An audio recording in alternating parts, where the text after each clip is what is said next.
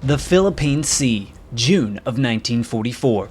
The Pacific War is reaching a crucial moment, as the Japanese have mustered everything they have left to try and force one more decisive battle, hoping to eventually sue for peace.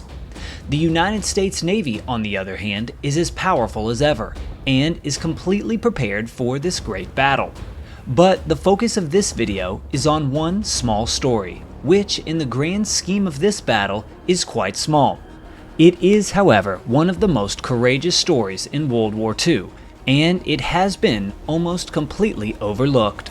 This is how one Japanese pilot stopped a torpedo headed right for his carrier.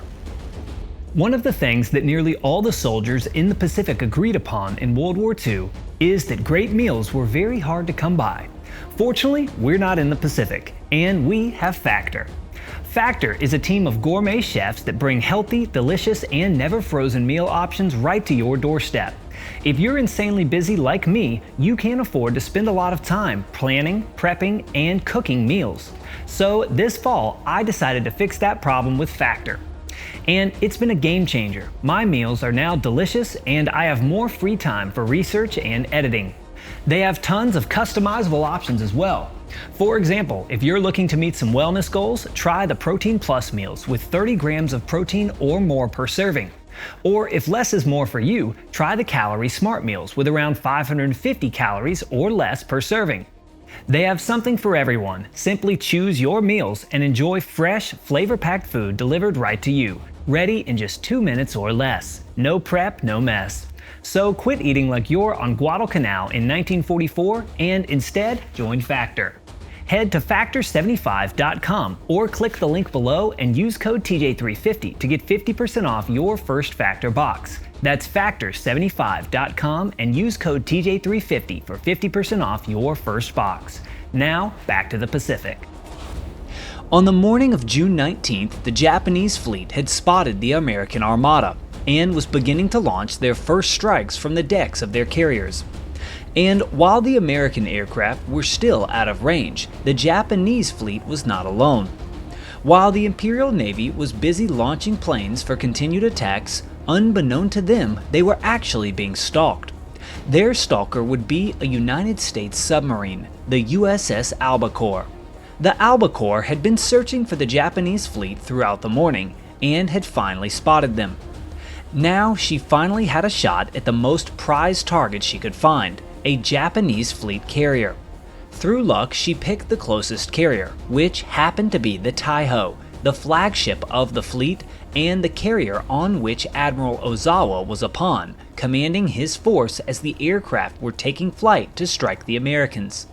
With this opportunity, the USS Albacore prepared to launch torpedoes.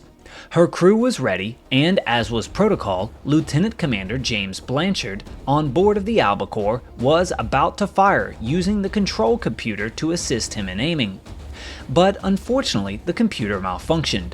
With the opportunity present for just a brief time, he instead opted to launch the torpedoes by eye, now ordering 6 to be fired to give him a better chance of landing a hit. At this same time, Japanese bombers were leaving the carrier decks, preparing to be a part of the first wave. One of these would be a Yokosuka D4Y Judy dive bomber, and was piloted by a young man by the name of Sakio Komatsu. Komatsu had just recently taken off, and was letting his gear up and circling back around, when he spotted something, streaks in the water, headed right for his carrier. These were the unmistakable trails of torpedoes. At this point, 4 of the 6 originally launched torpedoes had sailed off course and were not a threat to the Taiho, but the remaining 2 carried on and were going right at the side of the carrier. Immediately, without hesitation, Sakio Komatsu knew exactly what he had to do. With the Japanese spirit of sacrifice and honor, he turned his plane and flew right in the direction of the torpedoes. Once a torpedo like this was launched from a submarine, there was no real way to stop it. It simply kept going underneath the water right at its target until it missed or hit and exploded. In fact, oftentimes it was even difficult to spot them at all. so it was in fact quite impressive that the young Japanese pilot had even spotted it to begin with. But with the good eyesight required to be a pilot and a perfect aerial view, it is understandable that he would be able to spot such a threat. Now, one might think that a pilot could simply shoot at a torpedo in the water, causing it to explode. But this is likely impossible. With the depth of a torpedo generally being 10 to 30 feet underneath the water, it would be unreachable by machine guns, as bullets usually break apart or come to a stop shortly after hitting the surface of the water. This left only one option for Komatsu: to ram it. Without a second thought, he dove his Judy ahead of the torpedo, knowing that his life was well worth saving the ship, since a direct hit could easily sink the Taiho. He also, however, had to know that this was a long shot. Just a few feet to the right or to the left, or even a second late, and the torpedo would continue on, with his sacrifice being in vain. Furthermore, as far as I can tell, this would have been a defensive tactic that had never been studied nor practiced. As far as he knew, it might not even work at all.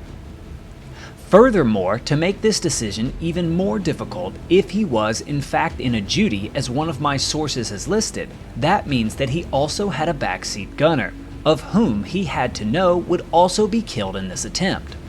But nonetheless, Komatsu did the unthinkable. With the stick pushed down, he dove his Judy into the water, crashing a few feet in front of the torpedo, which exploded due to the impact of the plane in front of it. The men on board the carrier watched as they knew that the pilot had indeed sacrificed his life for the ship, for his honor, and for the Emperor. But just a few seconds later, all of the Imperial Japanese naval personnel who watched this event unfold were shaken back to reality, as they saw the remaining trail of water, the second torpedo, which was headed directly for them. There would be no heroes to stop this one, and it continued on its course, striking the side of the carrier. In the initial explosion, this torpedo only damaged 2 aviation fuel tanks, with no other major damage being incurred. So the Taiho continued on fighting the battle. But a few hours later, an inexperienced damage control officer made a crucial mistake.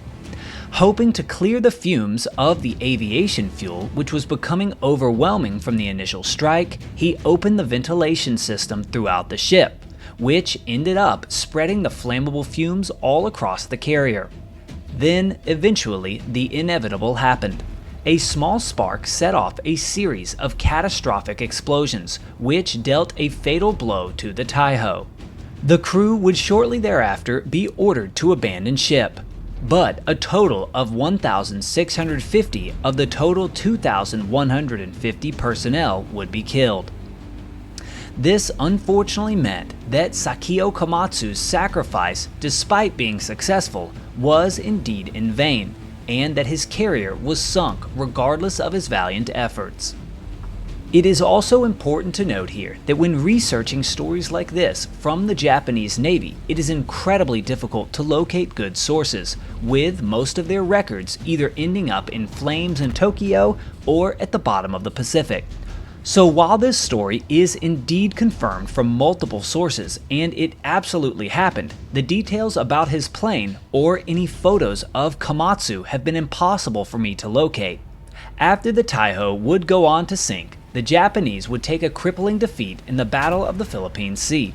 And in all honesty, based on the losses, had he not sacrificed himself for the ship, Sakio Komatsu would have likely been shot down by an F-6F Hellcat just a few hours later. But despite this, it is truly incredible to take a look back at the efforts that one pilot would go to save his ship, his crewmates, and to lay down his life for his country. Comment if you think any other nations would have pilots that would make a sacrifice like this, and consider subscribing. I'll see you next time.